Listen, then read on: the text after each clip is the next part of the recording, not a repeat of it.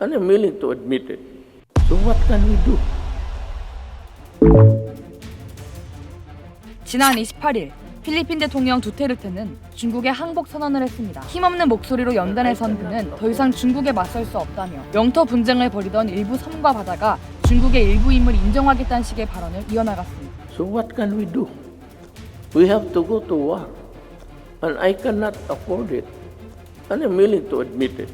이날 두테르테 대통령이 언급한 지역은 최근까지 필리핀과 중국이 영토 분쟁 중이던 스프레틀리 군도와 스카버러 암초 두 지역 모두 중국군이 강제로 점령한 뒤 군사 기지를 건설 중인 지역이었죠. 과거 필리핀 정부는 이 같은 중국의 행포를 비난하고 국제 재판까지 벌여 해당 지역에 대한 영유권을 인정받았지만 불과 5년 만에 자국 대통령이 국회 연설 자리에서 이 지역을 지킬 힘이 없다며 고백하는 상황이 되어버렸습니다. 현재 필리핀이 이토록 수세에 몰린 까닭은 코로나 때문입니다. 코로나19로 2,000명 가까이 사망한 상황에서 중국의 도움이 절실하단 거죠. They have the vaccine.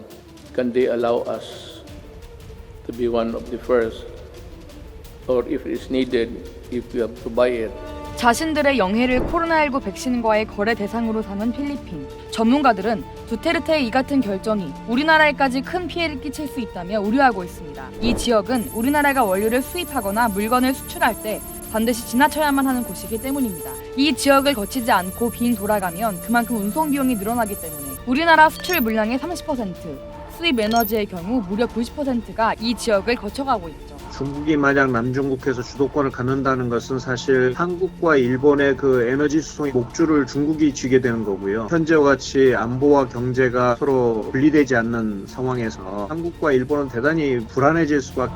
따라서 이 지역에서 중국의 힘이 강하면 강해질수록 우리로선 중국과의 협상이나 경쟁에서 불리한 위치에 처할 수밖에 없습니다. 군사적 충돌이 미중 간에 있게 될 때 우리가 미국의 편에 섰을 때는 거기를 봉쇄할 가능성도 있는 거죠. 그렇게 되면 우리로서는 대단히 곤혹스러운 상황에 처하게 됩니다. 또한 중국과 패권 경쟁을 벌이는 미국의 입장에서도 이 바다에 대한 통제권을 잃어버릴 경우 우리나라나 일본 등 동맹국에 대한 영향력이 약화되고 나아가 아시아 대륙 전체에 대한 패권을 놓칠 수 있기 때문에 이번 필리핀의 주장에 촉각을 곤두세우고 있죠. 여기가 만약 중국의 영향권 들어가게 되면 미국의 태평양 방어선이 무너지는 겁니다. 대만이나 일본, 한국, 호주 이 모두가 다 중국의 영향권 안에 군사적 영향권 안에 들어가게 되는 거죠.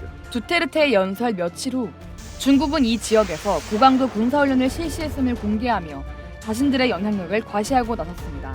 작고 좁은 바다를 둘러싼 긴장감이 그 어느 때보다 높아지고 있습니다.